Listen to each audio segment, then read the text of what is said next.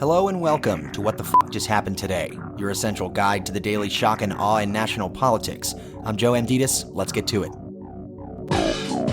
It's Tuesday, March 26, 2024. Welcome to day 1162. The New York judge presiding over Trump's hush money criminal trial imposed a gag order banning Trump from attacking witnesses, prosecutors, and jurors in the case.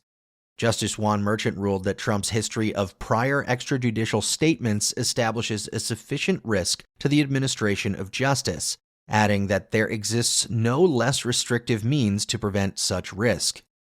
The judge called Trump's past attacks threatening, inflammatory, and denigrating, and said similar attacks would undoubtedly risk impeding the orderly administration of the court.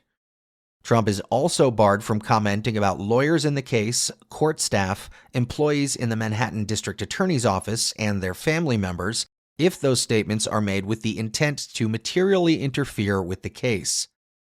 The order, however, does not apply to the judge himself or Manhattan DA Alvin Bragg.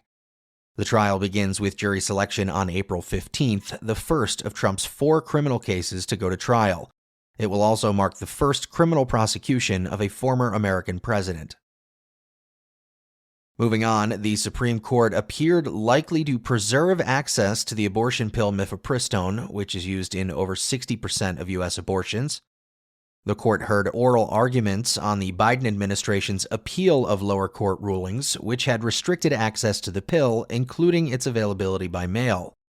During the arguments, there was little discussion about whether the FDA's decision to lift restrictions on the drug were unlawful, but instead the justices focused on whether the group of anti-abortion doctors who brought the lawsuit even had legal standing to bring the claim.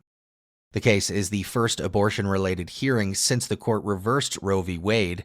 The court has also never restricted access to an approved drug by overriding the FDA's conclusions about safety.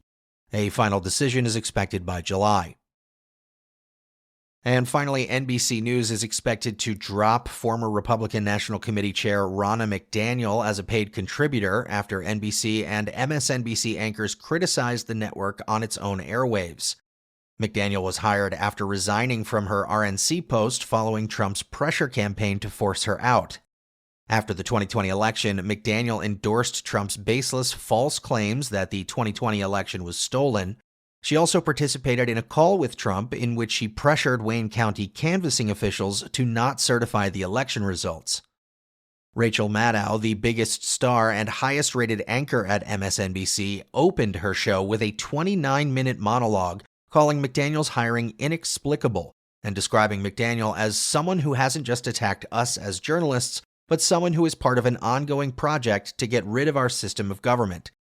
Chuck Todd added that McDaniel has credibility issues that she still has to deal with, and Nicole Wallace accused NBC News of wittingly or unwittingly signaling to election deniers that they could spread falsehoods as one of us, as badge-carrying employees of NBC News, as paid contributors to our sacred airwaves.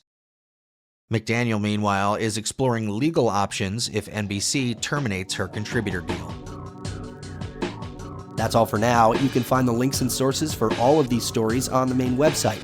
And as always, visit whatthefjusthappenedtoday.com for the latest news and headlines. Until next time, I'm Joe Amditis.